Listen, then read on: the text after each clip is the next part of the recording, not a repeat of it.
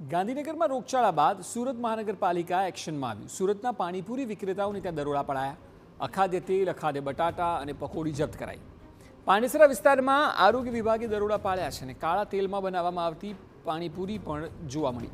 ગંદા કપડામાં આલુપુરી બનાવાયેલી જોવા મળી। મોટા પ્રમાણમાં સડેલા બટાટાનો જથ્થો મળી આવ્યો છે।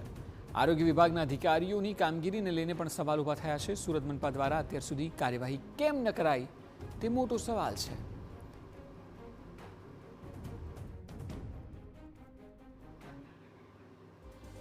સુરતમાં તપાસના ધમધમાટ વચ્ચે ખૂબ જ સૂક ચડાવતા દ્રશ્યો સામે આવ્યા। પાટનગર ગાંધીનગરમાં પાણીજન્ય રોગચાળો વકર્યા બાદ વિવિધ શહેરોમાં તપાસનો ધમધમાટ બોલાવાઈ રહ્યો છે। ત્યારે સુરતમાં પણ પાંડેસરા વિસ્તારમાં આરોગ્ય વિભાગે પાણીપુરી વિક્રેતાઓને ત્યાં દરોડા પાડ્યા, જ્યાં મોટા પ્રમાણમાં સડેલા બટાટાઓનો જથ્થો મળી આવ્યો। સવાલ એ ઉઠી રહ્યા છે કે શું ગ્રાહકોને આવા બટાટા નાખેલી પાણીપુરી ખવડાવવામાં આવતી હતી? તપાસ દરમિયાન અખાદ્ય તેલ અને પકોડીનો જથ્થો પણ મળી આવ્યો છે, પણ મુદ્દો એ છે કે આવી કામગીરી સમયાંતરે શા માટે નથી કરાતી? કેમ કોઈ ઘટના ઘટ્યા બાદ જ તંત્ર દોડે છે? આરોગ્ય અધિકારી શું કહી રહ્યા છે, જરા તે સાંભળો।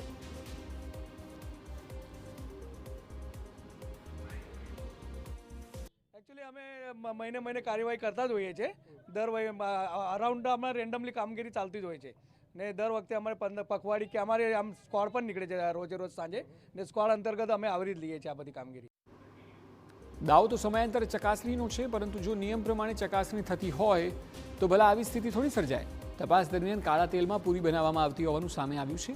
તંત્ર દ્વારા પૂરી, તેલ અને બટાટાના જથ્થાનો નાશ કરાયો છે અને સ્થળ પર વિક્રેતાઓને દંડ ફટકારાયો છે।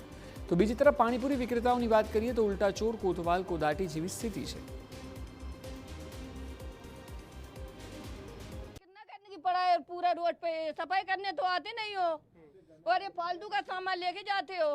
तो भाड़े से ले रहे हैं। बटेका खराब है, बटेका उसमें रखा रहेगा तो थोड़ा बहुत तो खराब निकलेगा ही। तो उससे पानी पूरी बनाते हो? क्यों बनाते हैं? वो खराब फेंक देते हैं। વિક્રેતાઓ મનપા પર આક્ષેપ કરી રહ્યા છે તો આરોગ્ય વિભાગ માત્ર અધિકારીઓને દેખાડવા પૂરતી જ કાર્યવાહી કરી રહ્યું છે। સવાલ એ છે કે આ બધાની વચ્ચે લોકોના સ્વાસ્થ્ય સાથે જે ચેડા થઈ રહ્યા છે તેનું જવાબદાર કોણ?